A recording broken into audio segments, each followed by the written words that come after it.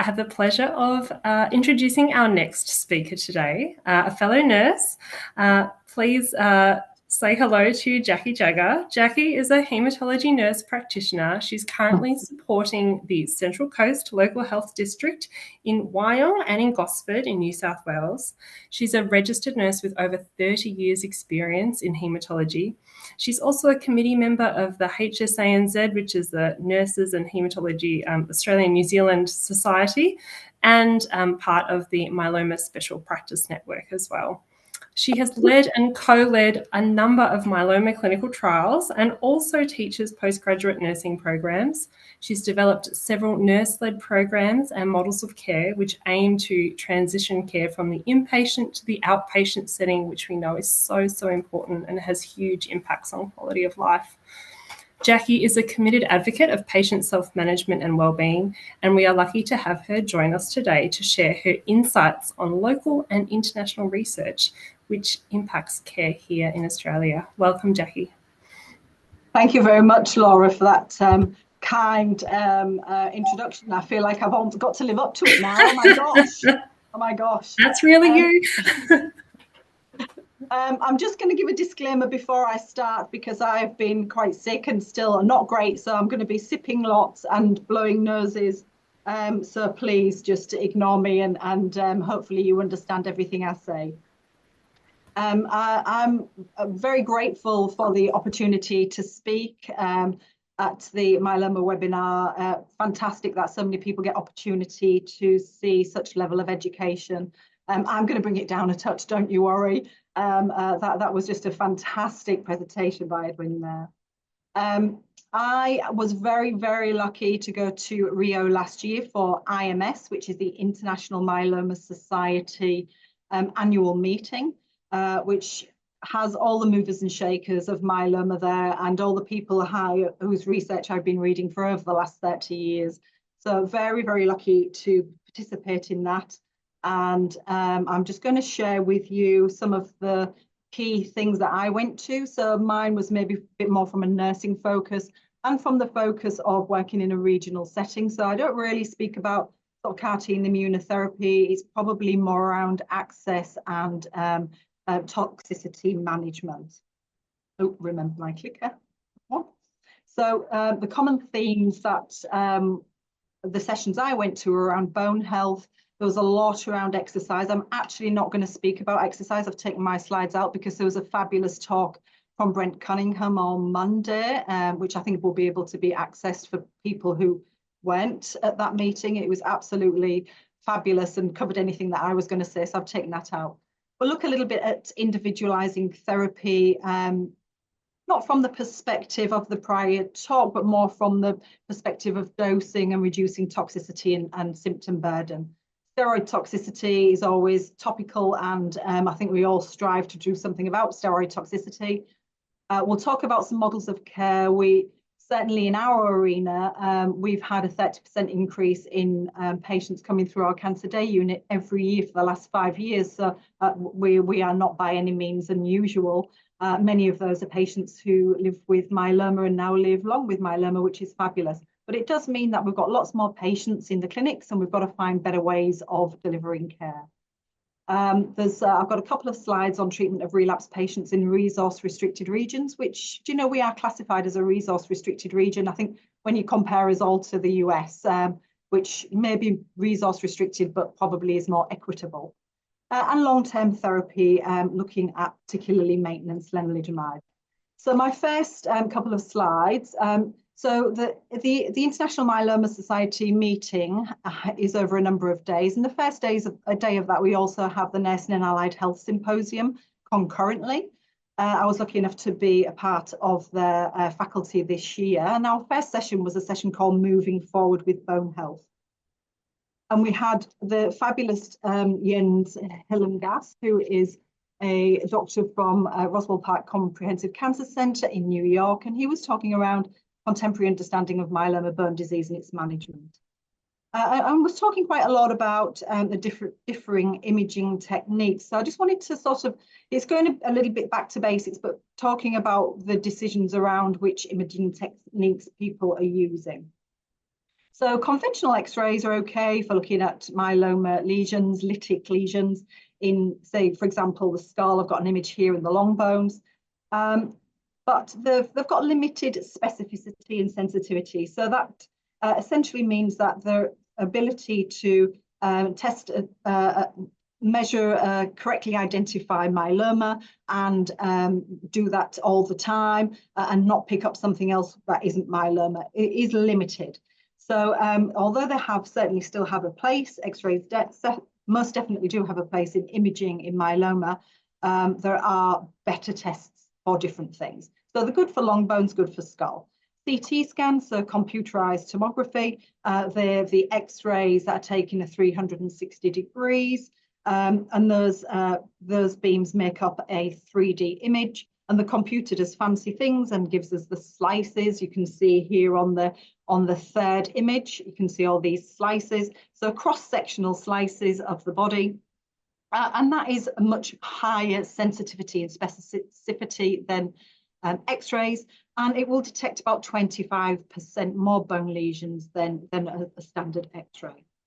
CTs can also tell us if there's infiltration in the long bone, so it can detect if there's infiltration of the soft tissue in normal fatty bone marrow. So we all have fatty bone marrow and we all get a bit more as we get older, and it can detect whether there's infiltration of disease there, but more so in long bones and certainly can't see when we're looking at things like the spine. So then we go on to things like the MRI and PET. So the MRI and PET can provide high sensitivity, especially in early stages of disease. Infiltration patterns of the bone marrow are often diffuse, so spread around in the bone marrow in myeloma. But Jens found in one of his collaborative studies, he's been the author of a number of studies, that the infiltration patterns differed a little bit more so than they expected. So they found a third of patients had this diffuse pattern of disease in the bone marrow. A third had focal lesions, and a third had both this diffuse and local infiltration in the marrow. And these are important things to understand, because the number of lesions can have prognostic significance, so can mean provide more information about how we expect somebody's myeloma will act, whether it's going to be a naughty one or not. And Jens is also undertaking study into the biology of these infiltration patterns, which was really interesting, looking at the genetic background of the lesions with CT-guided biopsies into some of the focal lesions. The limitations of the MRI really are that it can be difficult to differentiate between lesions, bone lesions, anything in the marrow that's still active, or whether there's just scarring. So that's where PET-CT can help, because PET-CT uses glucose taken up by active cells to help us understand the metabolic activity. And that correlates very nicely with myeloma disease activity. So just differing choices of myeloma bone disease imaging. And I think the broad stroke of that is that CT and X-ray are good for hard bones, for mineralized bones, and CT is better than X-ray, and PET and MRI is better to demonstrate bone marrow infiltration. MRI is also done not just for bone marrow infiltration, obviously, but we do very much so when we've got spinal disease, just to better understand how the bones are affected and any soft tissue infiltration into the bone marrow. This slide here, just the images on the bottom demonstrate that. They've actually zoomed up, so yours, I don't think you can quite see, but it's just trying to show really, these images are from Dieberg and colleagues, and they nicely demonstrate the differences between that sensitivity and specificity. So the first image is a plain X-ray. The second one is of second and the third are PET-CT, and all of these fail to pick up a lesion at C7, at the cervical spine level 7, but they are picked up on all of those MRI imaging. So I think it's, again, just speaks to the fact that MRI is very good for spinal infiltration. So people will often say to us, so why aren't we all having MRI? Well, you know, a number of reasons for that. It's very expensive, it's not easily accessible, and it doesn't, most people do not require MRIs to accurately assess their myeloma bone disease.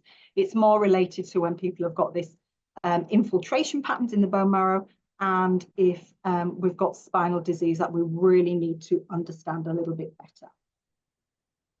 I'm then going to flick over to somebody many of you may know. So this is Dr. Tracy King. This is a very good friend of mine and a colleague who we've worked together for decades, both lovers of myeloma.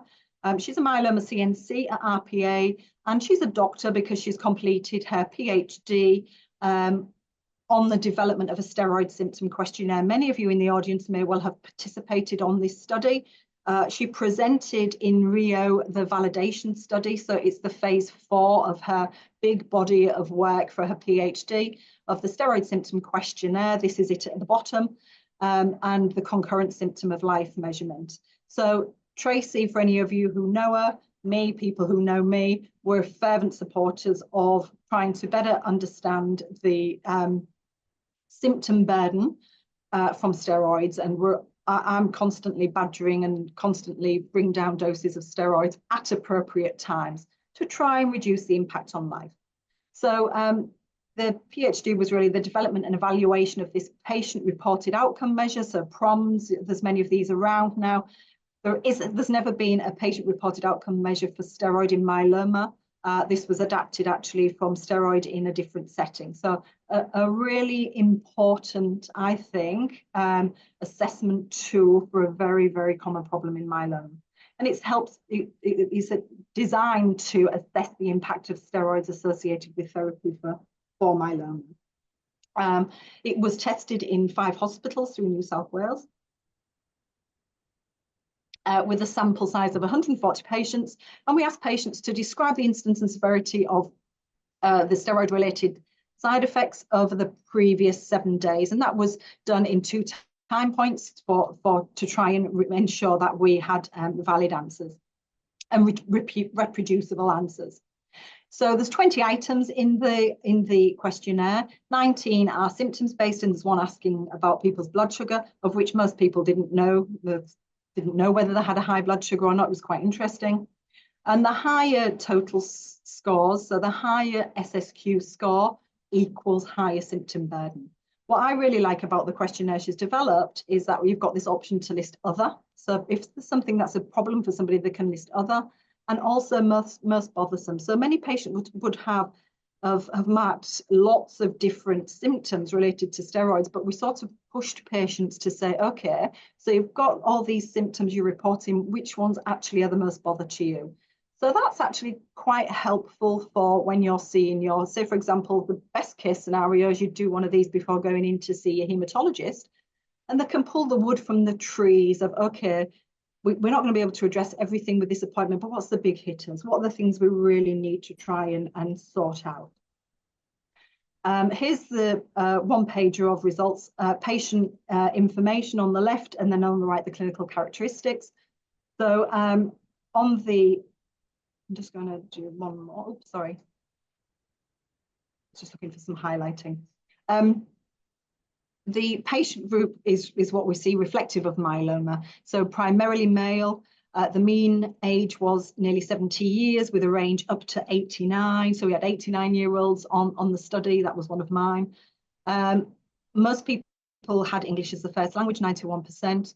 And interestingly, if we look at the range, the years since diagnosis, we had people from newly diagnosed to have had myeloma for 22 years. I think this is great and really encouraging. We see so many more long livers now, which is fabulous. And this, no doubt, will get pushed out and out. The mean years since diagnosis was 4.5, and most people had had around 4 lines of therapy prior to completing this study. So I think the big information in this session is this steroid doses. So the steroid dose at the top is the milligrams per week. And as you can see, it's not for the faint-hearted. We've got between 4 and 80 milligrams a week. And in a month, that's between 12 milligrams and 180 milligrams. So huge doses of a drug that's actually quite toxic. So hence why we see so many problems with this. Interestingly, on the next line, we can see that somebody's had 62 lines of that current regimen. So again, speaks to the fact that people are on therapy for a long time.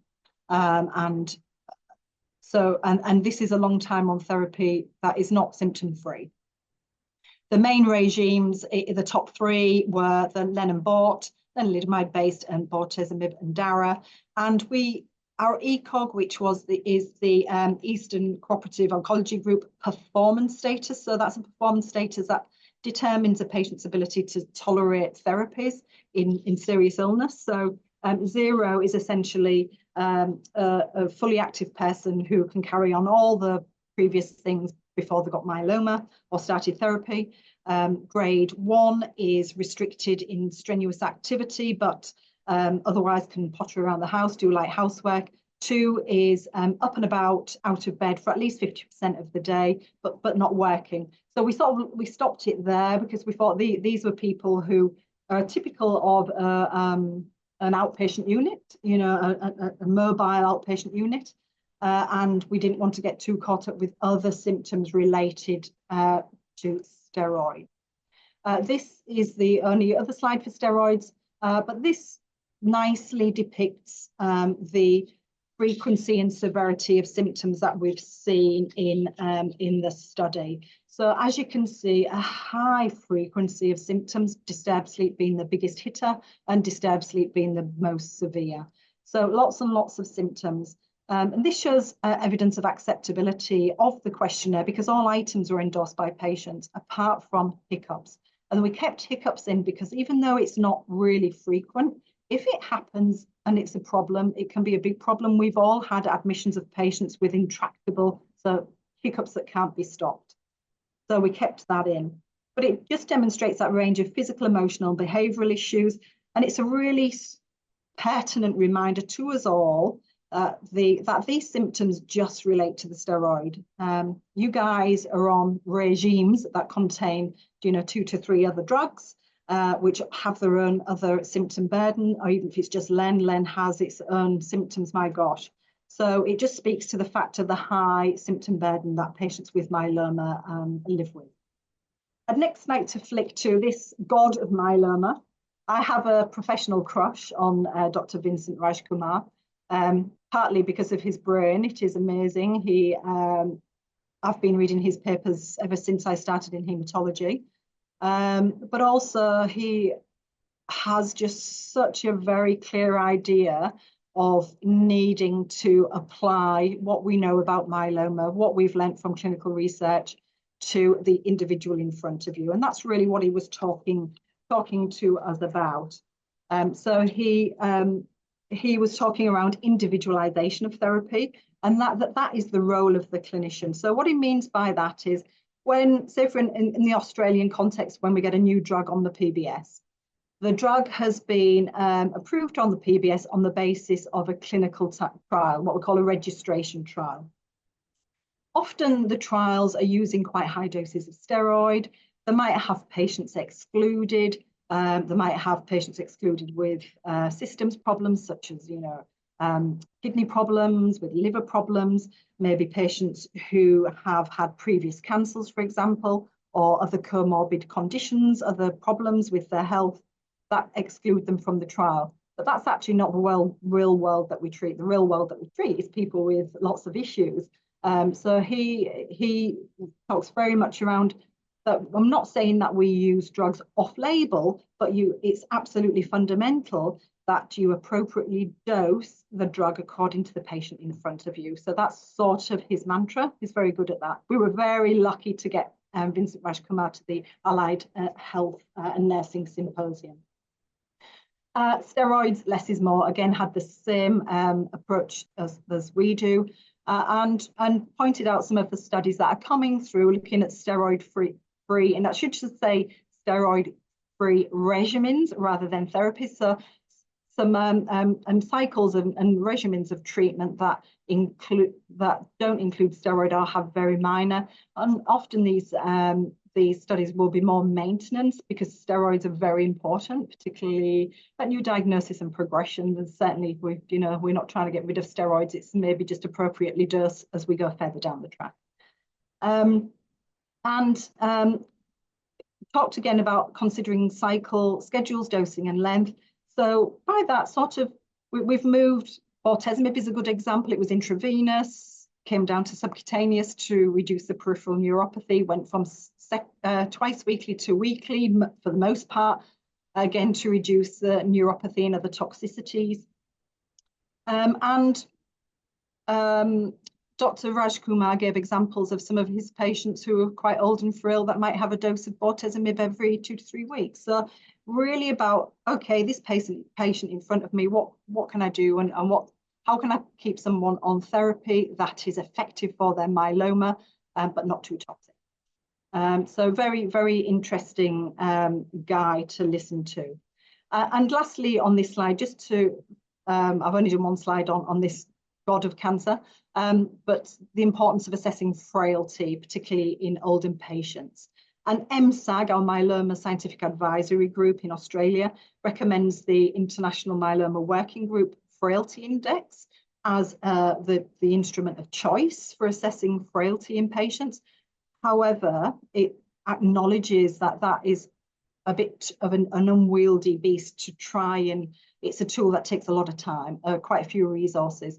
And in our sort of resource poor centres, it was not feasible. So there's now a simplified frailty score that's an alternative, more convenient assessment tool, and it can be used in day-to-day practice in busy clinics. So that's a really good move forward to start better assessing people's frailty. Also in the real world solutions session, I was very lucky to be asked to be part of a panel, and the multidisciplinary panel was asked to look at models of care to meet this increased capacity requirement in the clinic. Other people on the panel were the fabulous Andrea Preston, who's a whiz-bang consultant pharmacist from the UK, Mary Steinbach, who's a myeloma CNC from Utah, and Dr. Rahul Banerjee from the Fred Hutch Cancer Center in Seattle. We were asked to look at strategies to manage the increasing number of patients and to look at how we balance disease and treatment burden. So the discussion centered on things like the route of administration. So we've touched on that a little bit already. So subcutaneous administration over intravenous, maybe oral over subcutaneous. Obviously, that depends on what drug you are having and what is the method of administration. But where possible, we try and move towards things that are not so cancer center intensive or necessary. And looking at treatment closer to home. So there was lots of conversations around hybrid models. So obviously in Australia, we've got perfect examples of the challenges for rural and remote patients, regional patients who are quite some distance from the centres, and accessing specialist cancer services. So we were talking about hybrid models where people are sort of starting to look and work towards working with the GP, the primary healthcare community nurses, community outreach, hospital in the home programs, and also looking at self-administration models. And I've got one slide with mine there to talk about next. The importance of prioritizing life goals. So gone are the days. I mean, I'm old enough in myeloma to, you had your induction treatment, you had your transplant, and then you didn't have anything, before any maintenance, before any thalidomide or anything, which had its benefits. People had a treatment-free period, and they stayed off treatment until the myeloma relapsed. Not so good for management of the myeloma, and we've moved away from people being off therapy. So we now need to look very much so, how do we schedule, how do we choose the correct drug, and always have an eye to the toxicity burden of the therapy we're about to use to make living comfortable, enjoyable, and able to achieve the goals. I do, as a clinician, feel very strongly around the importance of the hematology, the myeloma clinicians taking responsibility as part of the promoting normal well-being, outside of your myeloma, because people are so often, patients are so consumed with just trying to manage the myeloma, the treatment, the burden of disease and appointments. So it's important for us to push forward those conversations around good cardiovascular health, respiratory issues, ensuring that we're trying to address obesity. Our drugs cause quite a problem there with steroid, exercise, bone health, vaccinations, etc. I keep wanting to press the wrong button, not the clicker. Here's just a screenshot of the poster I presented in Brazil.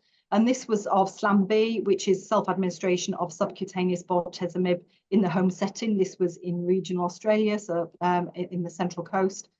And I've just got one or two slides. This is the study design. So SLAM-B, all eligible patients were anybody with myeloma who was on bortezomib and who was willing to undertake some training, had the dexterity required to give an injection. That could be the carer. Most importantly, clinically stable. That was where we sort of fell down quite a bit. Often patients were unwell for quite some time. And people have to have history of obeying the rules, essentially, and not just going off on a tangent. The intervention was patients and or their carer, whoever was going to deliver the injections, or both people, and they would have one full cycle of education and training. Throughout that cycle, they would be, hopefully by the end, deemed competent with their injections. So supervised injections, they need to be competent for 3. Once competent, they could then move to the self-administration model, which means patients will just come in for day 1 of their therapy. They would give their own bortezomib in the day unit. We could monitor the technique just to ensure that was ticking along nicely, no issues. They'd have any intravenous drugs, the bisphosphonate or IVIG, etc. Pick up any orals such as Len, steroids, anything they needed for the cycle. Pick up the myeloma treatment scheduler, the tick box for the medications, and then they would deliver the rest of the regime at home. We did built into the design that we had pre-chemo telehealth assessments, because I was absolutely adamant that people would not miss out on education and support that went alongside those appointments for treatment. So it gave people opportunity to say, I've seen this, I've asked that, what's this, what's that, this is happening, is that okay? So this has now become standard of care in our unit for people who choose to do it. Not everybody does. Just one quick summary slide. Hospital administration, the time burden for patients was between about 4 to 12 hours per cycle, which equated to 1 to 3 hours per injection. The vast majority of that, I will be quite honest, is usually sat in our waiting room trying to get into the clinic. But for the self-administration model, that equated to about 2 to 4 hours of people's time per cycle, which equated to around 30 minutes per injection, and that would be at home. This is one of my lovely patients in his just came in from the garden, washed his hands, did his bortezomib and went back out again, got on with it. So I've only got 4 slides left. What am I going for time? I can't see my time.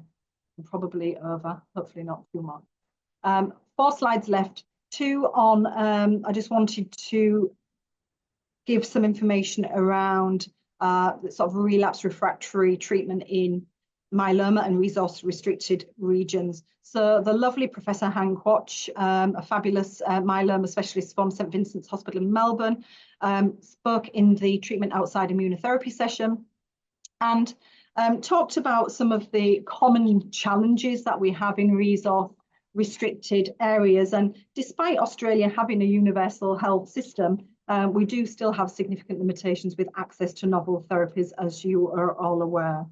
So, and some of the common challenges, and this is not just Australia-centric, this is sort of resource-restricted areas, is this restricted treatment options. So there may be prohibitive cost or limited access to therapies. delayed presentation with wide variety of access to healthcare, rural, regional, remote areas, private government funded, self-funding, and presentation of people with advanced disease, which we still find is a problem occasionally. Limited hospital resources with staffing in, centres, in ED, with access to radiology, access to multidisciplinary support. And limited access to response assessment after treatment, such as PET and MRD, which I'll just speak a little bit more in the next slides. And also limited access to risk stratification tools, such as FISH. You've heard about some of these things today, microarray, molecular studies. So there's a limitation on our access to them. And HANG is really good because she brings it back to when you've got restrictions on resources, just get an accurate diagnosis, the best, most accurate diagnosis you can probably get, and give the best available therapy. Sorry, I speak with my hands, they're all over the shop. And just one more slide from HANG, and this was, her approach to choosing the next choice of regimen for patients who are have relapsed myeloma. So she looks at efficacy, so always using the most effective regimen as early as possible. The greatest impact is when the disease is less resistant. And we know that everybody does not make it through every single line of therapy. So, it's always using absolutely what you've got best available next. And the treatment benefits, the deliverability, treatment benefits must depend on effective delivery. So that's, yes, the delivery method and your ability to access treatment if you're not local, but also we have to think about that cumulative toxicity, neuropathy, and knocked about bone marrow and cytopenias. So it's important to really think about the whole toxicity that comes with that regime. And maximizing remaining options. So treatment should always prioritize efficacy. Don't save something for later on down the track. If it's the best drug available, you use it now. And she just spoke a little bit about the IRIL study. So that's a very good example of this response adapted approach. So without trying to give everybody every single drug you have available, not everybody needs every single drug you have available. So that is built on a backbone of therapy, and people who failed to respond appropriately then had the addition of isatuximab. Everybody didn't get it up front, everybody didn't need it up front, but the people who responded poorly did. Have I got time for two more, Natalie? I've got time for two more slides. I can see you, so you'll have to answer me. Oh, thank you. Sorry, I get verbal diarrhea. Last two slides anyway. So Dr. Nader Corday is the clinical director at the Memorial Sloan Kettering Institute in New York, and she's fabulous. And she was presenting in the oral abstract session, looking at maintenance therapy cessation for people with myeloma. So as we know, lenalidomide is a cornerstone of myeloma, and it has its issues. I don't, detract from the fact that it has significant side effect profile for some patients, not all. Fatigue can be a problem, diarrhea, knocked about blood counts, financial issues with toing and froing. But it has been an absolute game changer for prolonging remissions and extending overall survival when we think to those pre-maintenance days. There's been a long-term analysis of the UK myeloma 11 trial, which suggested that continuing maintenance in patients with sustained minimal residual disease. So minimal residual disease means this just a very, very low level of myeloma. So we know the bone marrow is clear. There might not be any evidence of disease, but when you look at MRD, that's that molecular level, you might still see plasma cells there or myeloma cells there. So somebody who is MRD negative means that you can't see them there either. So the UK myeloma 11 trial said that, so for these people who haven't got evidence of disease, when we do that deep MRD testing for 3 years on lenalidomide, do they really need to have lenalidomide carried going forward? And a valid question, one that we would all like answered as soon as possible, please, because people don't want to be sat on treatment that does have side effects, obviously. So she presented her updated results from a prospective phase 2 study of Len discontinuation. So they had 50 people in their study, and they started to discontinue patients after they'd had 3 years of sustained MRD negative remission. So no evidence of disease at that molecular level for three years. And the results were that, yes, this is very feasible after 3 years of MRD negativity to cease lenalidomide. So for MRD negative patients, at 1 year of stopping therapy, 85% were still in MRD negative remission. And for patients who were tested at 2 years, still 78% of patients were MRD negative remission still. So there was lots more analysis, but I think they were just the key points I wanted to say. So it is highly feasible that people do not need to be on lenalidomide forever. We've got people who have been on it for 10 years plus, and they're absolutely wedded to it because they're worried about stopping. What we don't really know is who's it okay to stop on and who's it not, and that's the questions that need answering. And hopefully the SWOG 1803 study will help us along there.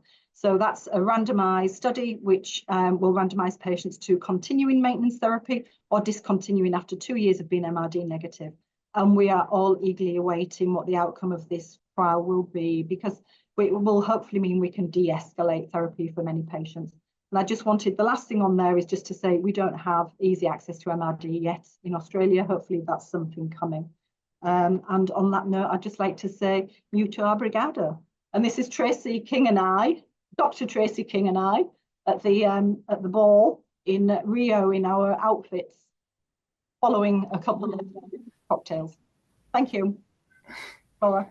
Thank you so much, Jackie. You really did an amazing job of articulating what I know would have been some very complex work into very easy to understand information for our community. So thank you again. I do have a couple of questions if you have 5 minutes up your sleeve. Yeah. Firstly, a question that we often get raised on the telephone support line and is a hot topic in our support groups, steroids, which, I know you know a lot about and touched on quite a bit there. Acknowledging that each person is unique and this is very much not tailored advice, in someone who's on steroids as part of their treatment regime, how would you kind of get a bit of an idea as to when and how might be a good opportunity to reduce the dose of the steroids?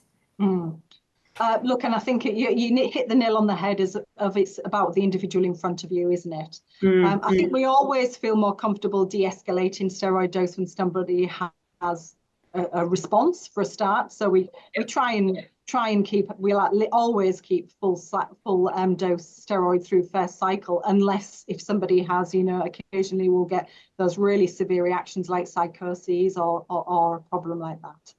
But really, I think we like to get people to the stage of response. So that doesn't have to be absolutely complete response, but we know that over time, the steroid is less important. It's more important at the beginning when we're trying to get disease control.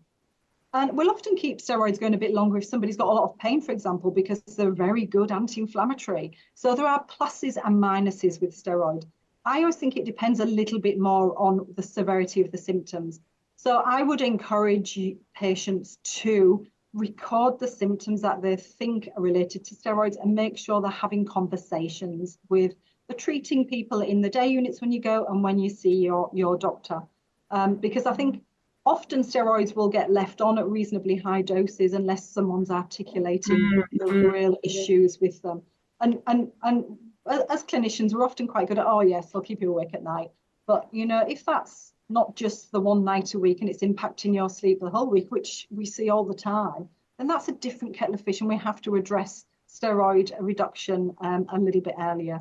You may be pushed to stay on a higher dose of steroid if we don't have good disease control and there's just concerns about de-escalating too early. Yeah, I definitely see that a lot in my practice and hear that a lot as well. Often people might feel like, oh, I don't want to bother my clinician with my sleep, that's not important, or I'm scared to reduce the dose of any of my treatments in case that impacts the outcome that the treatment has. So yeah, keeping that communication open between you and, you know, That's whether right. that be the nurse or the doctor or whoever it is that safe person, so important.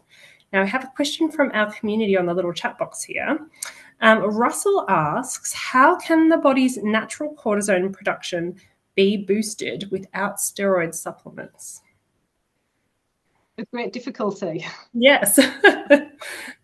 I think, you know, as you know, with steroids, the way we use steroids, we try and preserve your normal cortisone reaction, your cortisol reaction. I think, you know, if there's not really an easy answer to that one, there's not a boost that you can have.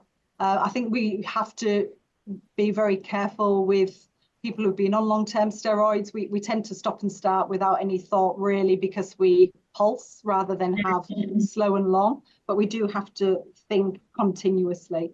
And I think how we manage cortisol levels is by not testing them. To be, in all honesty, I'll be quite honest.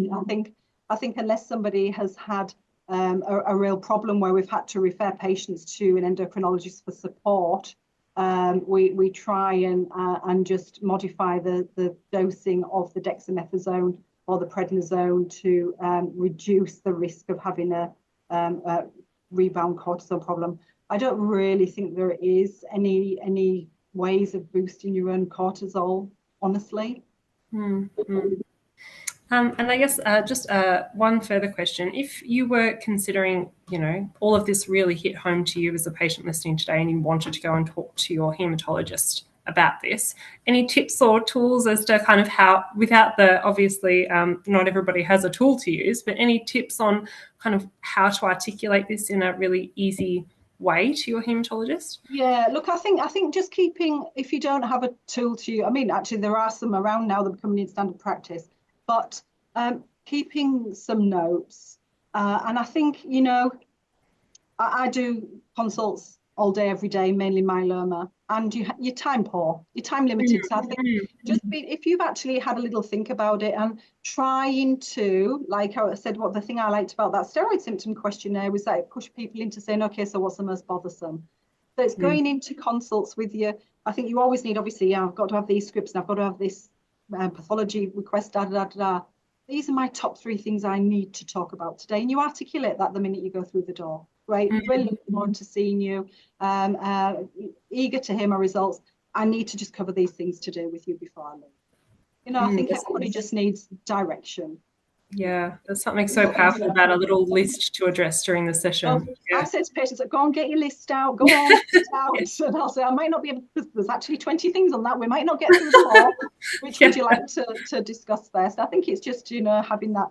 I do think generally, hematologists are very approachable, and the rapport you have with them, because you have a long life experience with your hematologist, you generally have a pretty good rapport. And with your specialist nurses, you know, they can often help address many of the issues.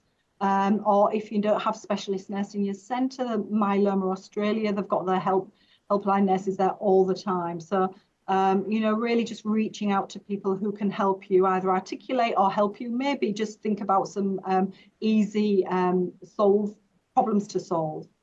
Wonderful advice. Well, thank you so much again, Jackie. Well. We very much appreciate you donating your time to the community, and have loved hearing about your time in Rio.